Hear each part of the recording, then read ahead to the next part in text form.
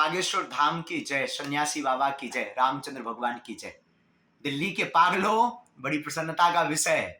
दिल्ली जापानी पार्क में 15 अगस्त से 21 अगस्त तक श्री कृष्ण जन्माष्टमी महामहोत्सव पर 7 दिवसीय श्रीमद् भागवत कथा का भव्य आयोजन होने जा रहा है। आप सब पूरे देशवासी कथा को अगर आनंद लेना चाहते हैं, सन्मुख बैठ करके रस में अगर डूबना चाहते हो, जिंदगी की नई किरण पाना चाहते हो, तो चलो दिल्ली 15 अगस्त से 21 अगस्त तक 2 दिवसीय बागेश्वर बालाजी का दिव्य दरबार भी लगेगा। करो भव्य दिव्य तुम तैयारी, आ रहे हैं मुगदरधारी। सब भव्य तैयारी करो, हम आ रहे हैं दिल्ली जापानी पार्क 15 से 21 अगस्त। जय सिया राम। दिल्ली में पहली बार श्रीमद् भागवत कथा बाबा बागेश्वर धाम की ओर से होने जा रहा है और हमने इसकी भूमि पूजन को आपको दिखाया था। आज हम आपको बता रहे हैं कि इसकी तैयारियां किस तरीके से चल रही है। यदि जीवन में नई किरण पाना चाहते हैं, नई किरण से रूबरू होना चाहते हैं, तो इस भागवत कथा में आए। ये बाबा बागेश्वर नाथ ने भी आह्वान किया है और हम यहाँ पर आपको दिखा रहे हैं कि उनके आने की तैयारी जो है वो किस तरीके की हो रही है और यहाँ पर जो लोगों की व्यवस्थाएं हैं वो किस तरीके से हो रही हैं। हमारे साथ आयोजकों में प्रमुख मनीष सिन्हा जी भी हैं। ये भी बताएंगे हमें कि किस तरीके से पूरी व्यवस्था को व्यवस्थित किया जा रहा है लोगों को देखते हुए। मनीष जी, क्या व्यवस्था है, किस तरीके से व्यवस्था की जा रही है? दिल्ली मेल देखने वाले सभी लोगों को, सभी दर्शक लोगों को, सभी को नमस्कार। व्यवस्था जो है ये निरंतर करीबन 15 दिनों से यहाँ पे हो रहा है और आप देख रहे होंगे हमने यहाँ मुख्य द्वार बनाया है और मुख्य द्वार बनाया है जहाँ से सभी जो यहाँ पे श्रद्धालुगण हैं वो इस द्वार से आएंगे।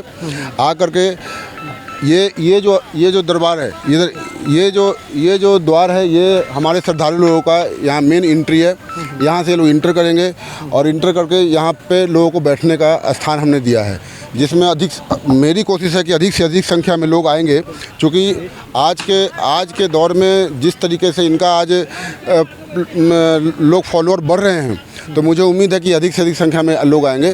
तो मेरी भी कोशिश यही रही है कि लोग आएँ तो वो परेशान ना हो, इसीलिए हमने थोड़ा संख्या को देखते हुए यहाँ पे स्थान भी एक बड़े पैमाने पे तैयारी किया है। आगे सामने में स्टेज लगाया हूँ 80 बाई 40 फुट का।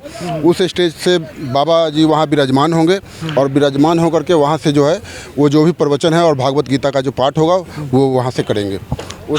हम आपको बता दें कि यहाँ पर आयोजक चाहे जो भी दावा करें कितने लोगों के आने की, लेकिन सोशल मीडिया पर जब मैं फॉलो कर रहा था तो मैं ये देख रहा था कि एक वीडियो या एक खबर भी अगर बाबा से जुड़ी हुई कोई आ रही है, उसमें 1 घंटे से या 2 घंटे के अंदर लगभग 50,000 से ज़्यादा फॉलोअर आ रहे हैं।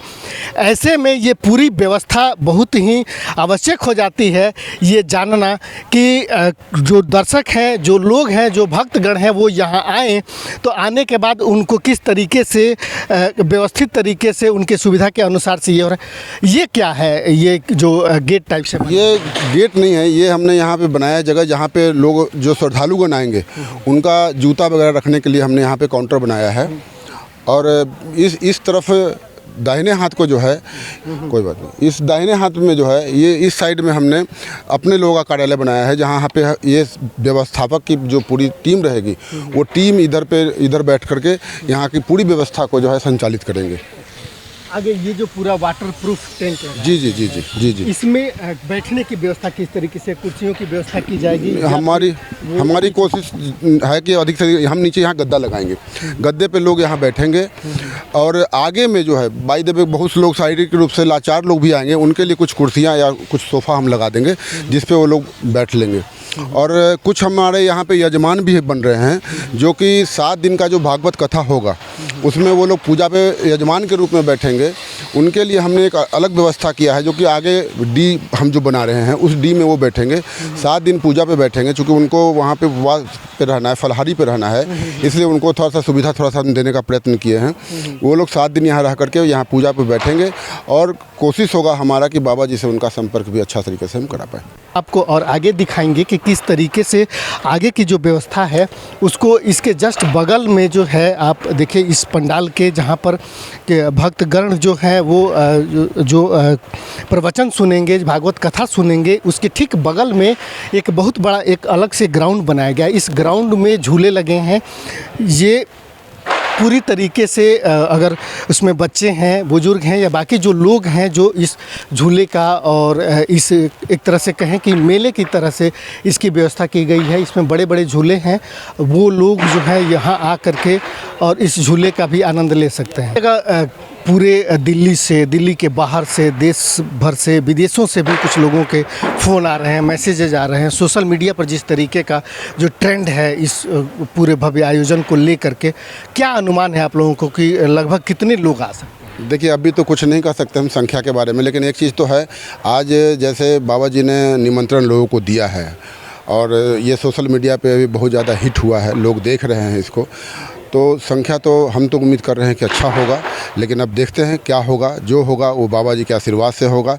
हम लोग तो सिर्फ़ और सिर्फ स्वागत करने के लिए हैं और व्यवस्था को देखने के लिए हैं। हमारी सभी लोगों की कोशिश ये रहेगी, जो व्यवस्थापक टीम है, हमारी जो मंडल है, करीबन ये 1000 लोगों से प्लस की टीम है, इन लोगों का सिर्फ़ और सिर्फ यही रहेगा कि इस व्यवस्था को बढ़िया तरीके से संचालित करें। ठीक है, बहुत बहुत अपने धन्यवाद। चैनल के माध्यम से सबको, आप अपने चैनल के माध्यम से सभी जो है लोगों को ये संदेश दो कि दैहिक दैविक भौतिक तापा, किसी को भी कोई कष्ट है, किसी को भी कोई रोग है, किसी को कोई दुख है, किसी को कोई क्लेश है, किसी को कोई अशांति है, किसी को कोई बेचैनी है, किसी को कोई व्यथा है, व्याधि है, वो यहाँ पे आएँ, उनका सबका समाधान होएगा। क्योंकि दैहिक दैविक भौतिक तापा राम राज नहीं कहा हुई है वापा। और आपको पता होगा, आप सनातन से हैं, आपको पता होगा हनुमान जी के हाथ में क्या है। एक हाथ में है मुगदर, दुष्टों को मारने के लिए, और एक हाथ में है, क्या है बताइए ना, जड़ी बूटियों का पहाड़ है ना, और जड़ी बूटियों का पहाड़ है तो फिर बीमारियाँ कहाँ से बचेंगी। जितनी बड़ी संख्या में लोगों के आने की जो उम्मीद की जा रही है, ऐसे इन लोगों की सुविधाओं के साथ साथ उनके खाने पीने और रहने की भी व्यवस्था एक बड़ी चिंता का विषय हो सकता है। ऐसे में मनीष जी क्या बताएंगे, जो इतनी बड़ी संख्या में जो लोग आने वाले हैं, उनके खाने की व्यवस्था से लेकर के उनके रहने की व्यवस्था तक की क्या व्यवस्था? जो लोग श्रद्धालुगण आ रहे हैं उनके खाने के लिए इधर आप देख सकते हैं, ये टेंट लग रहा है, जिसमें हमने एक बड़े तादाद में भी अगर लोग आ जाते हैं, अगर मान लेते हैं ये संख्या 50,000 भी हो जाता है, एक अंदाज़ा की बात कर रहे हैं, जो कि ऐसा उम्मीद हम कर रहे हैं, ऐसा उम्मीद हो भी नहीं सकता। तो इस तरह का यहाँ पे प्रावधान रख रहे हैं, जिसमें से कि एक बड़ी संख्या में लोग आएंगे तो उनको 24 घंटा खाने का यहाँ पे प्रबंध रहेगा। 24 घंटा उनको खाना यहाँ मिलता रहेगा। सुबह से लेकर शाम के शौच वगैरह की क्या व्यवस्था है, किस तरीके से? शौच के लिए हमने यहाँ पे टॉयलेट की जो गाड़ियाँ होती है वो गाड़ियाँ मंगा रखी है, और हमेशा यहाँ पे सरकार, दिल्ली सरकार की तरफ से जो टैंकर आती है वो टैंकर लगी रहेगी। व्यवस्था हर तरह से, हर छोटी से छोटी चीज़ों को भी ध्यान में रख करके किया जा रहा है। कोशिश हमारा यही है कि कोई भी श्रद्धालु छोटी से छोटी चीज़ों के लिए भी परेशान ना हो। उसके लिए हमारे साथ सभी व्यवस्थापक मंडल के जो लोग हैं वो उसकी जिम्मेदारी अपने कंधों पर उठा रखें। तो 1000 से ज़्यादा लोगों को इसमें लगाया गया है। वॉलंटियर के तौर पे 1000 से ज़्यादा लोग जो हैं यहाँ काम करने वाले हैं। लोगों की छोटी से छोटी जो ज़रूरतें हैं उसको ध्यान रखने वाले हैं ये लोग। अगर उनको किसी भी तरह की कोई असुविधा है, कोई परेशानी है, उसके लिए वो लोग हमेशा अवेलेबल रहने वाले हैं। सुरक्षा के दृष्टिकोण से पूरी व्यवस्था की गई है। साथ ही खाने पीने से लेकर, शौच से लेकर के पीने के पानी तक की हर तरह की व्यवस्था जो है पूरी मुकम्मल कर ली गई है। अभी भी जैसा कि आप हमारे वीडियोज़ में देख रहे हैं कि वो व्यवस्थाएं ये ज़ोर शोर पे अभी चल रही हैं, काम चल रहा है। कल कलश यात्रा की शुरुआत हो रही है और जैसा कि दावा है कि कल शाम तक या दोपहर तक जो है इस पूरी व्यवस्था को मुकम्मल कर ली जाएगी। कल जैसे ही ये व्यवस्था मुकम्मल होगी, बाबा के इंतज़ार में ये पंडाल होगा और भक्तों के इंतज़ार में ये पंडाल होगा।